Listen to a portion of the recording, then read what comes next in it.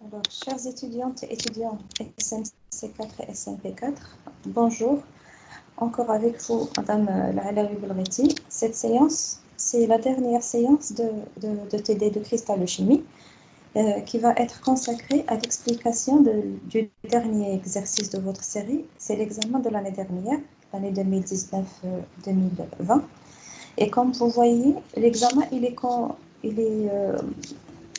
divisé en deux parties, la partie grand A et la partie grand B.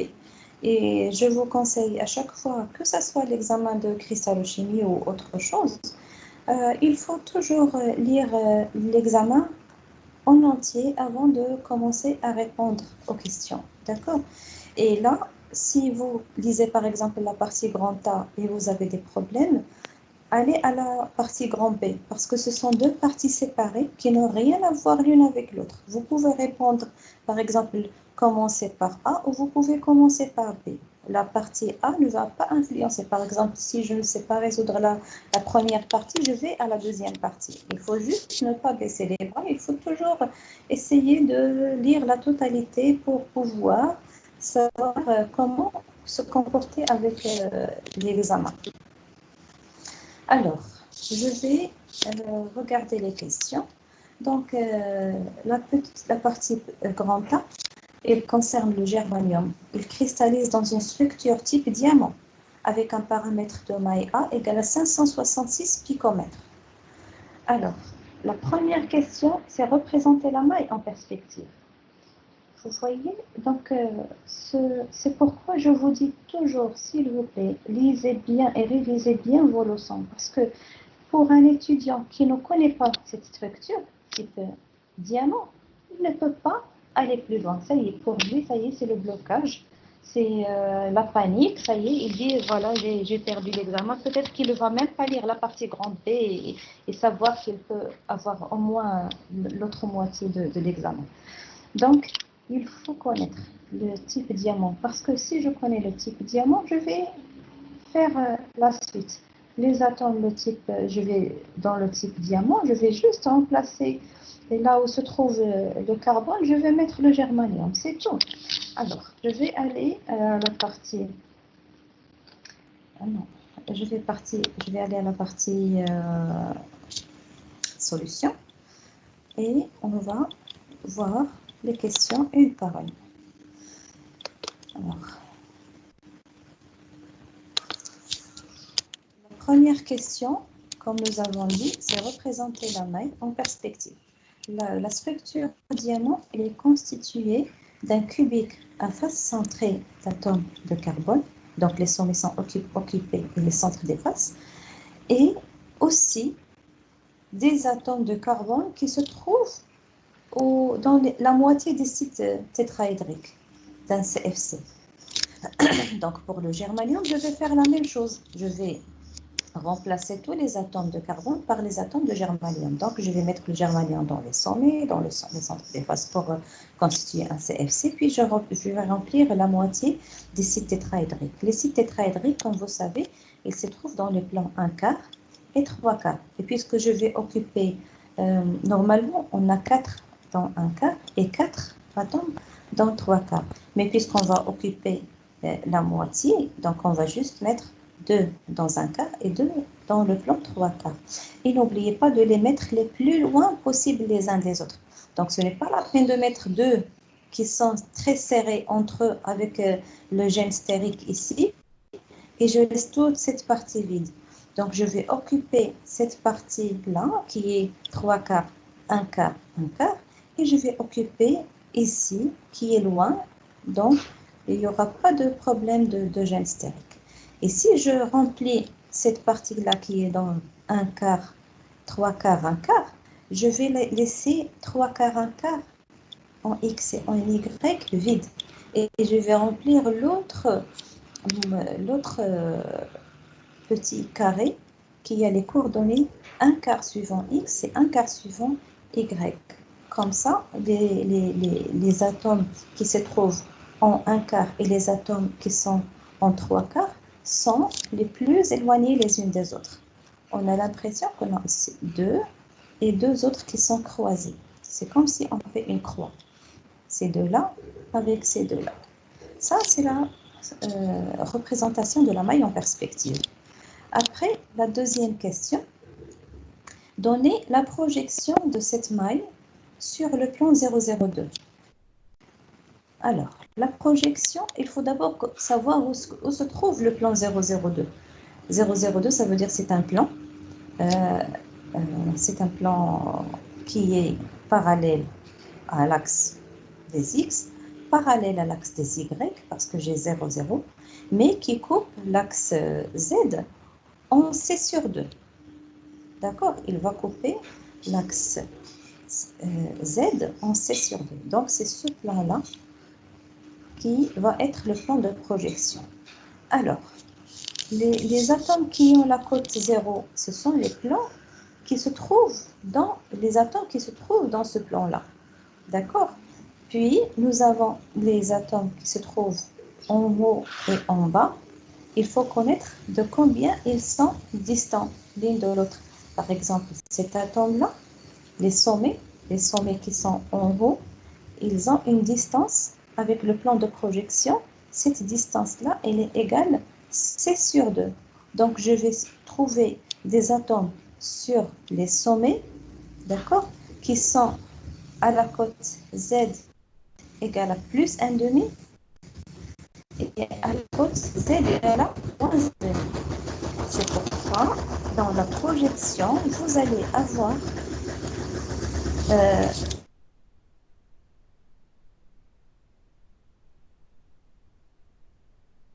puisqu'on sait que c'est un cubique, la face, il faut qu'elle soit une face carrée, avec A égale à B. D'accord? Donc, pour que ce soit une face carrée.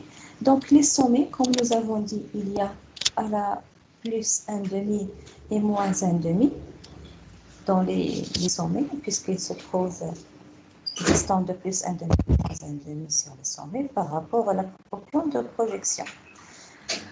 Les atomes qui ont la cote Z égale à 0, ce sont les atomes qui se trouvent dans le plan de projection, c'est-à-dire celui-là, celui-là, celui-là, celui-là. Ils se trouvent dans le plan de projection. Donc, ils n'ont que la cote Z égale à 0. Donc, 0 ici, 0, 0, 0. C'est sur le milieu de la face. D'accord? Il est là.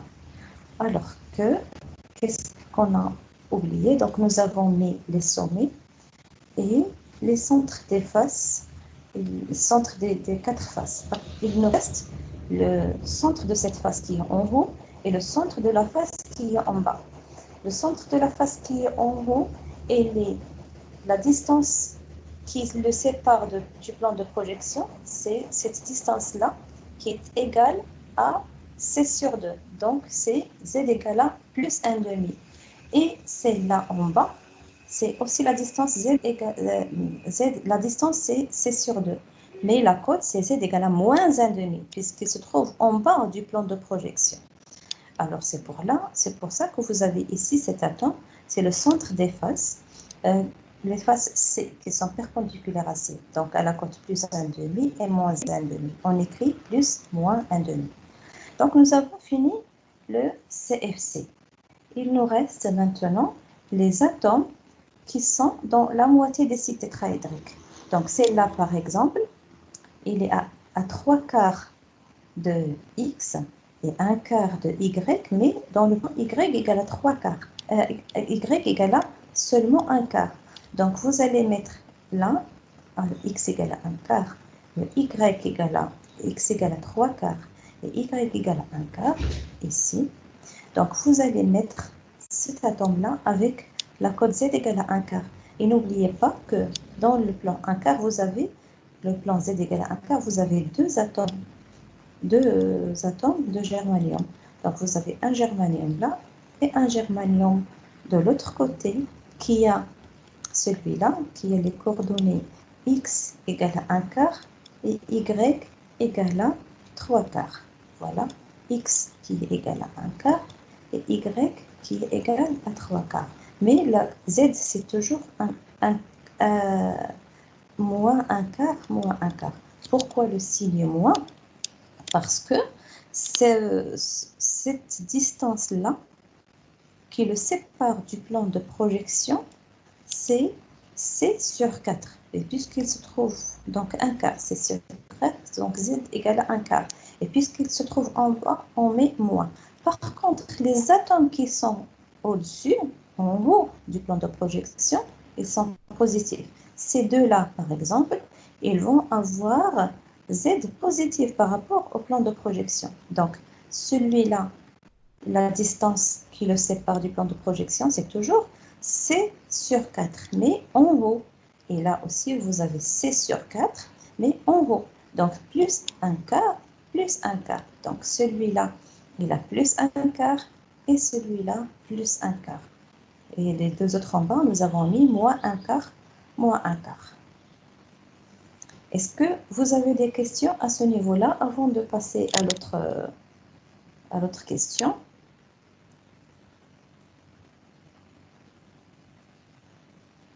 C'est bon? Vous arrivez à suivre? Madame, Oui? Oui. je n'ai pas compris la projection bien avec Mais plan un carré. 002. Mais reste en ligne avec moi, ne coupe pas le micro. Donc, le plan de projection, vous savez que c'est celui-là. Vous avez compris que 002, c'est ce plan-là, qui est parallèle à X, parallèle à Y, mais qui coupe Z à C à la moitié, C sur 2. On est d'accord, n'est-ce pas, Non, mademoiselle? non, madame. Non, Non, madame. sur le plan. Vous ne connaissez pas ce plan-là? Non, Alors, non. les plans interréticulaires, ils sont définis par des indices de Miller HKL. D'accord? Plan HKL. Comment on dessine le plan HKL? Le plan HKL, c'est un plan qui coupe l'axe X en inverse ce chiffre-là. Par exemple, vous avez 1, 2, 3. Vous inversez 1, il coupe A en 1, il coupe B par exemple en B sur 2 et il coupe l'axe Z en C sur 2, en C sur 3. On dit 1, 2, 3. D'accord? Pour trouver les intersections du plan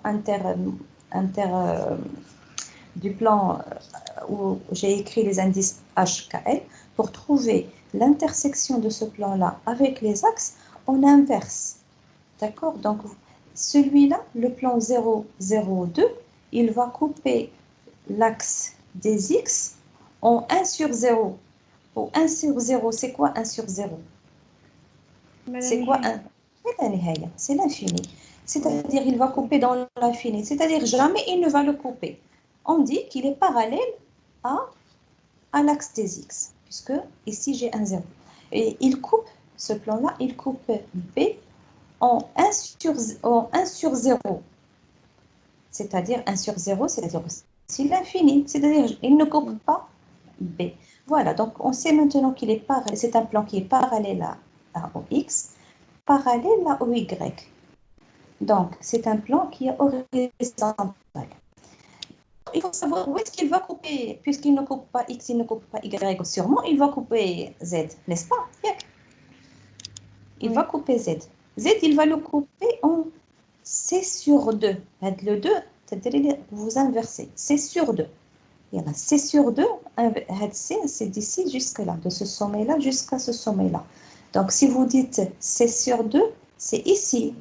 Donc, ce plan-là, c'est un plan horizontal parallèle à X ou parallèle à Y, mais qui coupe C en 2. Donc, c'est ce plan-là. Ça fait Naya, il n'y a pas de problème. C'est bon pour le plan. Oui. D'accord, c'est très bien. Si on est d'accord que c'est ça le plan de projection, les côtes d'abord. Comment j'ai dit un quart ou plus un quart ou moins un quart? Tout ce qui se trouve en haut du plan, c'est positif. Avec le plan, il devient l'origine. Tout ce qui se trouve en haut, c'est positif. Et tout ce qui se trouve en bas, c'est négatif. D'accord? On est d'accord? Oui, madame. Vous allez prendre avec le plan, c'est l'origine. Tout ce qui est en haut, c'est positif. Tout ce qui est en bas, c'est négatif. Voilà. Je veux par exemple mettre ce point-là, cet atome. Il se trouve en haut. Quelle est la distance qui le sépare du plan de projection. C'est quoi cette distance? Un demi. Ah, très bien. Un demi. Un demi en haut. Donc, vous allez écrire plus un demi, Un la demi. projection. Très bien. Mais en bas, il y a quelque chose de négatif en bas. Le sommet, l'autre sommet. La distance qui le sépare, c'est un demi. Mais un demi en bas, mais je suis en haut. Donc, vous avez Moins un plus un demi. demi et moins un demi. Moins Ah, en un. bas. Plus un demi, Oui. moins un demi. Et voilà, on va mettre tous ces quatre-là. Donc, les sommets, il n'y a pas de problème. Vous avez compris que c'est plus un demi et moins un demi. On va voir Oui. si les atomes qui sont dans le plan de projection, donc, ils appartiennent à l'origine, donc à l'origine de notre projection. Donc, ils ne sont ni en haut ni en bas. C'est zéro, la cote zéro. Donc, celui-là, je vais lui mettre, il est là. Je lui ai mis 0. Celui-là et celui-là, 0, 0, sont là, 0, 0. Et vous avez celui qui est à droite, il est là, Tarouane de 0. C'est bon? Oui. Voilà. Et comme ça, on finit. Par exemple, la face qui est en haut, cette face-là, il est en dessus, en haut. Donc, sa cote, c'est positif. Il faut juste positif, mais de combien il est en haut? Quelle est la distance qui le sépare de plan de projection? C'est sur 2. Donc, c'est un demi. Voilà, plus un demi. L'autre en bas, c'est moins un demi. Et là, le un quart. Je vais vous expliquer, par exemple, maintenant pourquoi un quart. Ici, celui-là, cet atome, quelle est la distance qui le sépare du plan de projection? Combien cette distance? Un quart. Très bien, très bien. Un quart, c'est 6 sur 4. Donc 6 sur 4, mais puisqu'il est en bas, on va écrire moins un quart. C'est pourquoi Moins ici un j'ai quart. écrit moins un quart. Voilà, vous avez 2 dans moins un quart et 2 autres dans plus un quart. Plus un quart, plus un quart, moins un quart, moins un quart. Donc je peux passer à la question suivante. Oui, C'est bon madame. pour la projection? C'est très bien. Oui. Alors, la troisième question, qu'est-ce qu'il dit la troisième question? Calculer le rayon atomique de cet élément, le germanium. Je veux connaître son rayon. Nous, on sait que toujours il y a une relation entre le paramètre de May et le rayon. Il suffit toujours de chercher la plus courte distance. Pour raisonner, pour donner la formule, il faut chercher la plus courte distance. Alors, la plus courte distance qui sépare deux atomes de germanium. On regarde toujours notre structure. Il y a des étudiants qui vont dire, Hadi, celle-là, c'est la plus courte distance. Et il y a d'autres qui vont dire, non, c'est celle-là, c'est cette distance qui est la plus courte. Alors, il faut prendre la calculatrice pour dire, est-ce que c'est un racine de 2 sur 2 qui est petite ou bien un racine de 3 sur 4 qui est petite? D'accord? Qui est la plus petite? Un racine de 2 sur 2 ou bien un racine de 3 sur 4? Un racine 3 sur 4. Très bien. Donc, il y a la plus courte distance. Cette distance-là, cette distance D, même si vous voyez sur le schéma des atomes, il y a le vide, en réalité, ils se touchent. Ils se touchent, ces deux atomes, entre eux. Donc, puisqu'ils se touchent, on peut écrire que le rayon de germanium, et ici j'ai un autre rayon de germanium. Donc, deux rayons de germanium égale 1 racine de 3 sur 4. Donc, je peux écrire cette formule. 1 racine de 3 sur 4 égale à 2 rayons. Et je peux calculer mon rayon. Et là, j'écris 1 racine de R égale à 1 racine de 3 sur 8. Puisque je fais venir le 2 ici vers 4, ça va faire 8. Et avant de faire votre calcul, s'il vous plaît, essayez de ne pas laisser un picomètre parce que ça peut gêner dans le calcul après. Donc, vous le mettez dès maintenant en angstrom. un picomètre, c'est 10 moins 12 mètres. Donc, c'est 10 moins 2 angstroms. Donc, chaque picomètre égale à 10 moins 2 angstroms. Donc, notre paramètre de maille qu'ils ont donné 566 picomètres. Si je multiplie fois 10 moins 2, c'est 5,66 angstroms. Donc, vous prenez le paramètre de maille en angstroms, vous le multipliez fois racine de 3, vous divisez par 8, vous trouvez votre rayon que vous cherchez. Le rayon de germanium est égal à 1,225 angstroms. Je passe à la question suivante. La question 3. La question 3 dit la compacité de la maille. Il faut donner la compacité de la maille. Maintenant, dans les données, je connais le rayon, puisque je viens de le calculer. Nous avons trouvé 1,225 et nous avons le rayon, le paramètre de maille, 5,66. La seule chose que je vous demande ici, lorsque vous calculez la compacité, c'est que tout soit en même unité. Parce que la compacité, par définition, c'est le volume occupé par les atomes qui sont dans la maille sur le volume de la maille. Donc, c'est Z, nous avons Z atomes. Z fois chaque atome, il est considéré avoir un volume qui est sphérique. Donc, chaque atome, il a un volume 4 tiers pi r à la puissance 3. Mais Z, est-ce que c'est donné la valeur de Z? Il n'est pas donné dans l'exercice. Donc, c'est pour cela il faut prendre la structure que vous avez dessinée tout à l'heure et la regarder pour calculer le nombre de motifs Z. Donc, nous avons des germaniums dans les sommets, c'est 8 fois 1 huitième, plus ceux qui sont au centre, c'est-à-dire 6 fois 1 demi, plus 4, 2 dans un quart et 2 dans la cote Z égale à 3 quarts. Donc, plus 4. On ne divise pas parce qu'ils sont à l'intérieur de la maille, ils appartiennent à la maille, donc je ne divise pas les 4. Donc, si je fais le compte, je trouve 8 germanium par maille. C'est bon? Vous suivez? Oui. C'est bien. Donc, puisque j'ai 8 germanium, donc j'ai 8 fois ce volume. Donc, si j'ai 8 fois 4 tiers pi, R à la puissance 3, R c'est 1,225 à la puissance 3 sur le paramètre de maille. Si je fais mon calcul, je trouve taux égal à 0,339. Donc, la compacité, vous multipliez fois 100 et vous avez 33,9% pour la compacité. Et la compacité, donc j'ai... Oui. بالنسبة للكومباسيتي كتكون بالنسبة المئوية. Oui, oui, en pourcentage. Parce qu'on dit combien, on vous demande combien, quel pourcentage qui est occupé dans la masse. Est-ce que c'est la moitié, c'est 60% ou 75% ou là, d'accord? C'est ça la compacité. في الكور دايرين أن سي كتساوي في كيب سيغ في دو ماي ماشي طو.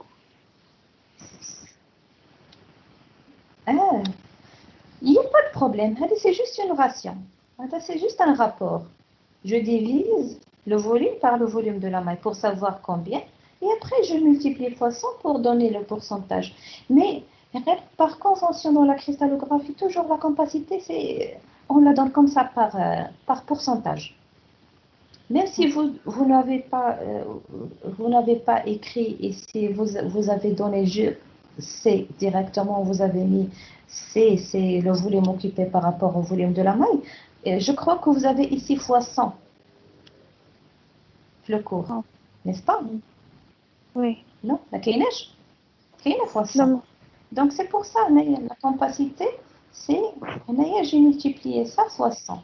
Donc c'est sûr, dans le cours, vous avez ici, si vous avez écrit C, c'est le volume occupé par les atomes sur le volume de la maille.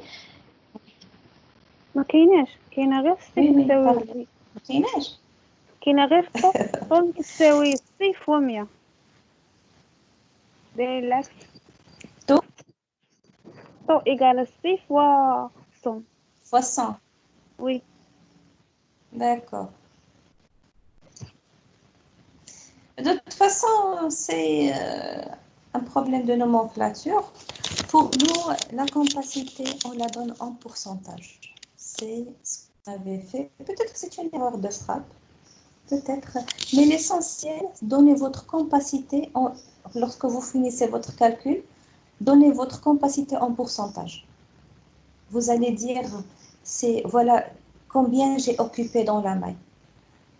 J'ai occupé 50%. Et là, par exemple, vous voyez combien de germanium vous avez. Vous avez plusieurs germaniums dans la maille.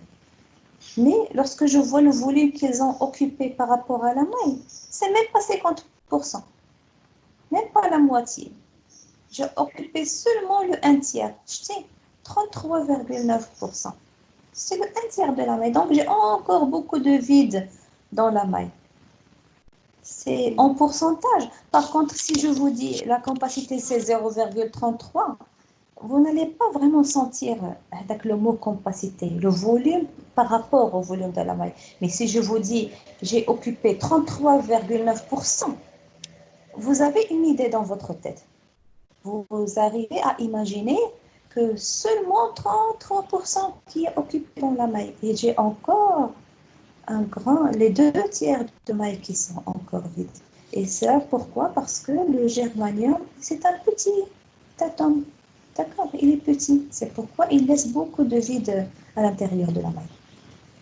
Madame, Oui, بالنسبة oui, للإكزام dites-moi, واش j'écoute. بالنسبة للإكزام غادي نديروها بالنسبة للمئوية ولا بلاش؟ Il vaut mieux la mettre avec le pourcentage. Mettez le pourcentage. D'accord? La Oui. capacité, mettez-la en pourcentage. D'autres questions avant que j'avais... C'est bon? Oui, La madame. question 4? C'est bon, d'accord. Alors, la question 4, c'est... Bon, c'est une petite erreur ici. Je voulais écrire 4, j'ai encore écrit 3. Alors, la question 4, calculer la masse volumique du germanium. Alors, nous avons calculé tout à l'heure Z, nous avons 8. J'ai la masse molaire du germanium, j'ai le paramètre de maille. Qu'est-ce qu'il faut faire? C'est appliquer seulement la formule qui donne la masse volumique. C'est Z fois la masse molaire du germanium sur le nombre d'Avogadro fois le volume de la maille. Et n'oubliez pas, toujours je le dis à chaque séance, les unités. Z, c'est un chiffre, c'est un chiffre sans unité. C'est 1. Le germanium, la masse molaire, il faut la mettre en grammes par mol. Il est toujours donné en grammes par mol. Le nombre d'Avogadro, c'est 6,02 10 à la puissance 23, c'est en mol moins 1. Mais ici, le volume, ne prenez pas A à la puissance 3, ne laissez pas A en angstrom. Il faut que A soit en centimètres cubes. Donc, il faut convertir de l'angstrom vers le centimètre. Il faut multiplier fois 10 à la puissance moins 8. Comme ça, si vous avez en centimètres cubes, vous allez simplifier avec mol moins 1, mol moins 1, et le résultat va être donné en grammes par centimètre cube. C'est ça l'unité de la masse volumique.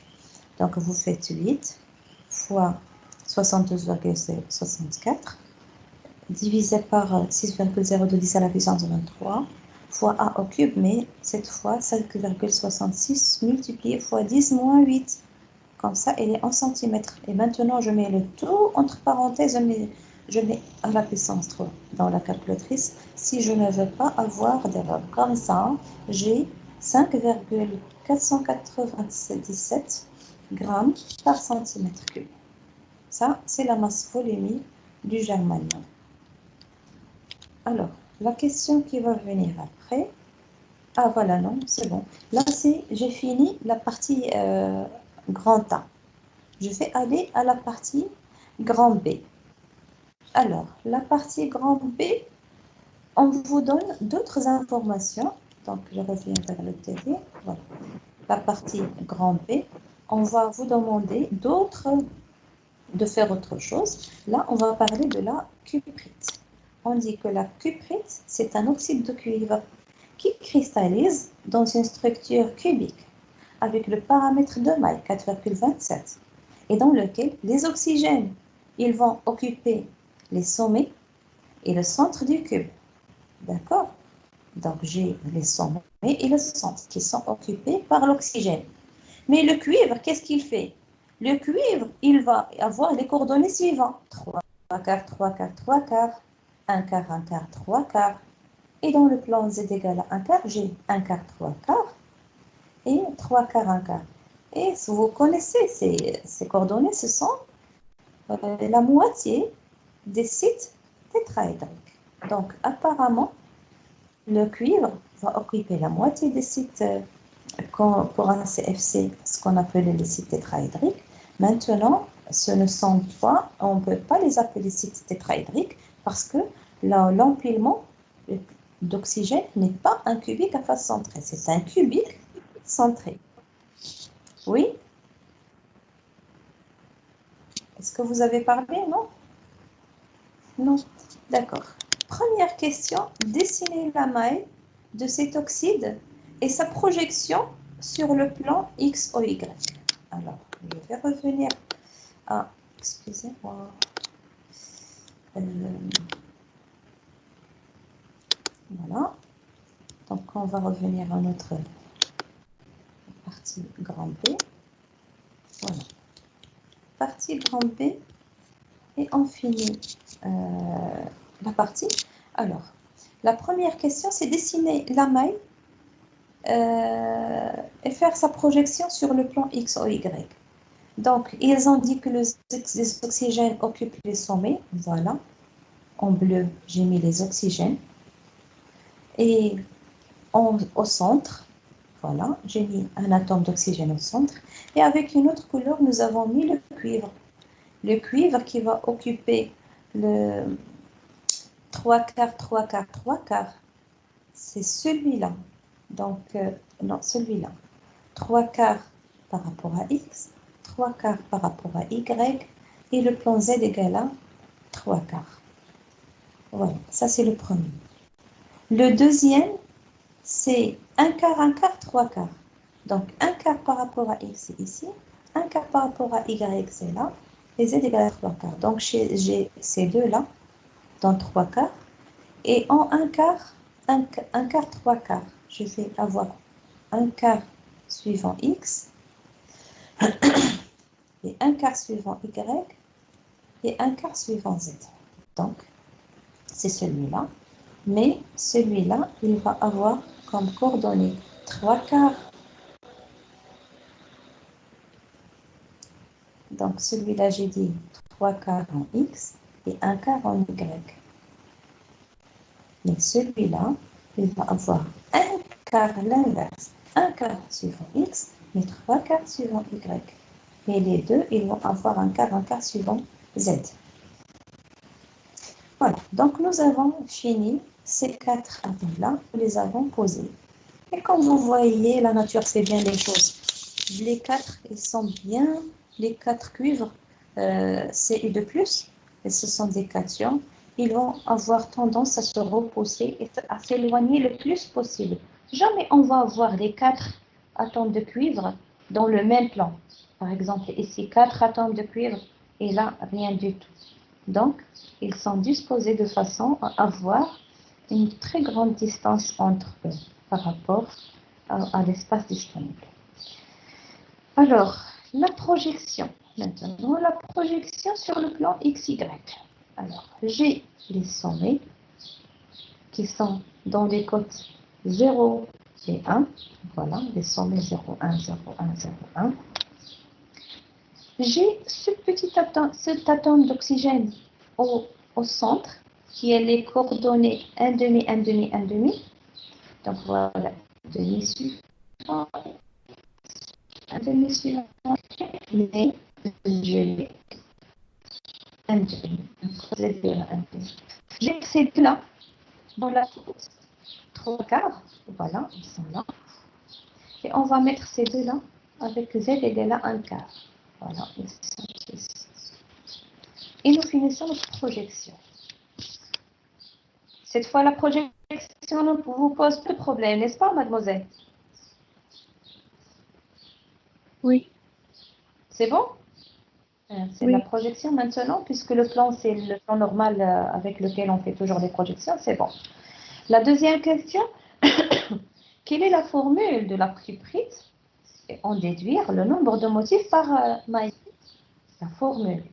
Avant de donner la formule, toujours on compte combien j'ai de cations et combien de cuivre et combien j'ai d'oxygène, les anions. Il faut que je compte. Alors, les oxygènes sont dans les sommets. Donc, 8 fois 1 huitième, plus 1 qui est là-bas au centre, donc qui n'est pas divisé. Donc, plus 1, ça va donner 2 oxygènes. Et le cuivre, nous avons 4 cuivres, Cu de plus à l'intérieur. Cu à l'intérieur, donc 4 cuivres. Donc, puisque j'ai 4 cuivres, je peux écrire au début, j'ai Cu4 O2. Mais puisque la formule n'est jamais écrite de cette façon, on factorise avec 2. Donc, ce qui fait, nous avons 2 fois Cu2O qui se répète dans la maille. Donc, 2 fois Cu2O. Ce chiffre 2, il s'appelle le nombre de motifs. Et ce qui est écrit là, Cu2, c'est ça ce qu'on appelle le motif, ou bien on l'appelle aussi la formule. Donc, la formule, c'est Cu2O. Et le nombre de motifs, Z, c'est 2. Je passe à la question numéro 3. Quelle est la coordination de l'oxygène et du cuivre dans cette structure? La coordination. Alors, la coordination, c'est quoi? La coordination, c'est le nombre des plus proches voisins. Le nombre des plus proches voisins. Alors, lorsque nous avons une structure ionique, on prend, si je parle d'un cation, je compte les anions qui l'entourent, les plus proches. Et si je prends, par exemple, un cation, je cherche les anions les plus proches. Toujours, je cherche le signe opposé. Allez, on va par exemple vers l'oxygène, celui-là. L'oxygène, il est entouré par combien de cuivres? Je vois 2 cuivres en haut et 2 cuivres en bas. Donc, attends, il est plus proche. Vous avez dit quelque chose? Oui. Donc, oui, qu'est-ce que vous avez dit? J'ai pas entendu.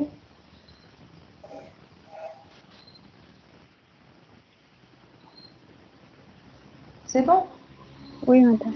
Alors, j'ai dit, ça fait, je continue. Alors, nous avons ici le cuivre, il est entouré de 4 cuivres. Non, de l'oxygène. L'oxygène, il est entouré de 4 cuivres, de en bas. Donc, l'oxygène se trouve dans un cycle tétraédrique, puisqu'il est entouré par 4. Par contre, le cuivre, il combien les plus proches oxygènes qui sont autour du cuivre. Si je regarde ici, j'ai la distance 1 racine de 3 sur 4, 1 racine de 3 sur 4. Donc, je n'ai que 2 oxygènes qui l'entourent. D'accord? Donc, je peux écrire que le cuivre est situé entre 2 oxygènes seulement. Donc, la coordination de Cu2O, c'est 2, 4. C'est-à-dire 2, c'est pour le cuivre, et 4 pour l'oxygène. Là, ou bien, si juste, par exemple, pour quelqu'un qui ne voit pas, le cuivre, qu'il est entouré seulement par 2, il se demande celui-là, est-ce qu'il peut le compter ou là? Il est loin, cet oxygène. Il est loin du cuivre. Et d'ailleurs, puisque la formule c'est AB2, la formule A, A2B, c'est-à-dire que si je connais la coordination de l'oxygène, la coordination du cuivre, c'est la coordination de celui-là divisé par 2.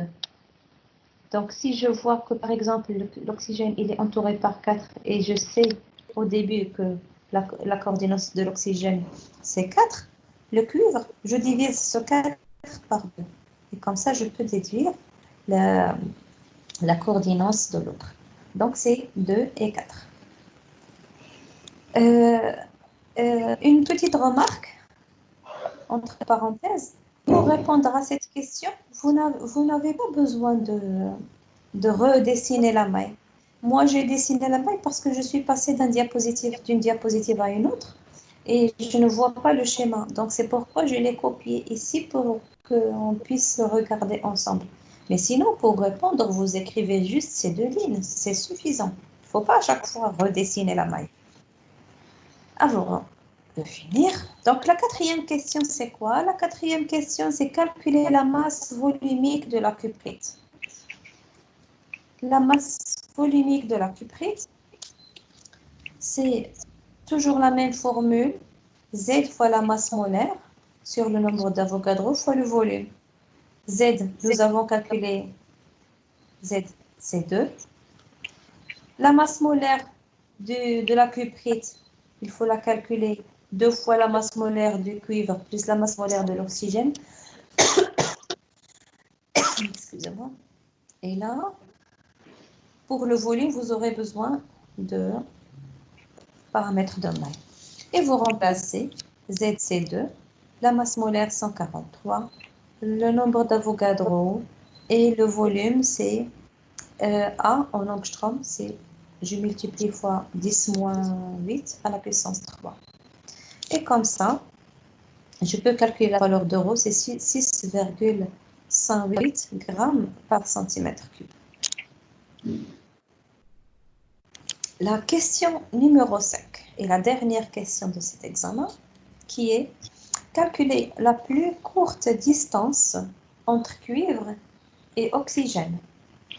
La plus courte distance entre cuivre et oxygène. Alors, il faut toujours aller vers le schéma et chercher la plus courte distance entre le cuivre et l'oxygène. C'est cette distance-là. Et cette distance-là, soit vous la cherchez à partir d'ici, mais à condition de savoir que cette distance-là, ce n'est pas sur la face, mais sur la grande diagonale. Ou bien vous venez directement dans votre structure que vous avez dessinée tout à l'heure en perspective. De ce sommet-là vers ce sommet, c'est la grande diagonale, c'est A racine de 3. Du centre jusqu'au sommet, c'est la moitié, A racine de 3 sur 2. Et du sommet de cuivre vers l'oxygène, nous avons encore la moitié, c'est A racine de 3 divisé par 4. Donc cette distance-là, c'est la distance qu'on cherche, A racine de 3 sur 4, qui est 1,225. Et c'est la plus courte distance qui sépare un cuivre et un oxygène. J'espère que vous avez bien suivi, que vous avez compris. Ça, c'était l'examen de l'année dernière. C'est la dernière séance de TD, sûrement, mais ce n'est pas la fin. La plateforme de Microsoft Teams, il va rester toujours ouverte. D'accord? Donc, même si j'ai fini le TD, n'hésitez pas si vous avez d'autres questions après, si vous avez des choses que vous voulez que je vous explique, n'hésitez pas à laisser un message et je vais vous contacter. On va faire des lives juste entre nous, comme ça on restera. Et on va essayer d'expliquer là où vous avez des problèmes. Et voilà, je vous souhaite une très bonne chance. Avant de quitter, est-ce que vous avez des questions, des remarques? Non, madame. C'est bon? Alors, c'est parfait. Allez, à la prochaine fois, Inch'Allah. Et je vous souhaite une bonne réussite, Inch'Allah. Allez, au revoir.